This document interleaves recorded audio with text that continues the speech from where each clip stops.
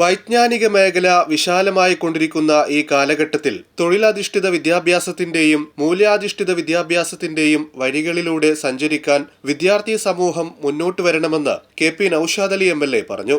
പുതുപ്പന്നാനി M I girls higher secondary സ്കൂളിൽ SSLC+2 പരീക്ഷയിൽ ഉന്നത വിജയം കൈവരിച്ച വിദ്യാർത്ഥിനികളെ ആദരിക്കുന്ന ചടങ്ങ് ഉദ്ഘാടനം ചെയ്ത് സംസാരിക്കുകയായിരുന്നു അദ്ദേഹം. മത്സരക്ഷമത നിലനിർത്തി നിങ്ങൾ മുന്നോട്ട് പോകണം. അങ്ങനെ വരുമ്പോഴേ ഇനിയുള്ള കാലത്ത് പരീക്ഷകളിലും നിങ്ങൾക്ക് വിജയിക്കാൻ കഴിയുകയുള്ളൂ.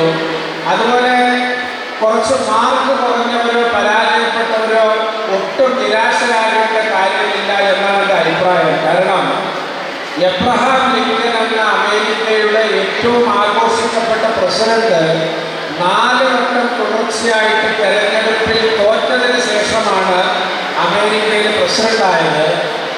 അതുപോലെ യേശുദാസ് ആദ്യമായിട്ട് പാടാൻ പോയപ്പോൾ അദ്ദേഹത്തിന്റെ ശബ്ദം കൊള്ളില്ല എന്ന് പറഞ്ഞ് അദ്ദേഹത്തെ ഇറക്കി വിടുകയാണ് ആകാശവാണി ചെയ്തത്. പിന്നീട് അദ്ദേഹം എന്തായി എന്ന് നമുക്കൊക്കെ അറിയാം. അതുകൊണ്ട് തോറ്റവർക്കും മാർക്ക് കുറഞ്ഞവർക്കും ഒക്കെ ഇടമുണ്ട് നമ്മുടെ പരിസരത്ത്.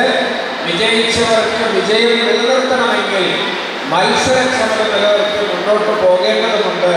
അതുകൊണ്ട് വരും നാളുകളിൽ നിങ്ങൾ തിരിച്ചു മിനുക്കി ഏറ്റവും പുതുമകളെ അതത് കാലങ്ങളിൽ വരുന്ന പുതുമകളെ സ്വാംശീകരിച്ച് വരാൻ പോകുന്ന മാറ്റങ്ങളെയൊക്കെ വിഭാവനം ചെയ്ത് തേച്ചു മിനുക്കിയ വ്യക്തിത്വങ്ങളായി മാറി ജീവിതം കൈവരിക്കുന്നവരായി മാറി നാളത്തെ നാടിനെ നയിക്കുന്നവരായിട്ട് അക്ഷരാർത്ഥത്തിൽ മാറട്ടെ. ചടങ്ങിൽ PTA പ്രസിഡന്റ് അബ്ദുൽ ഗഫൂർ അധ്യക്ഷത വഹിച്ചു. പൊന്നാനി നഗരസഭാ ചെയർപേഴ്സൺ CV സുധ മുഖ്യപ്രഭാഷണം നടത്തി.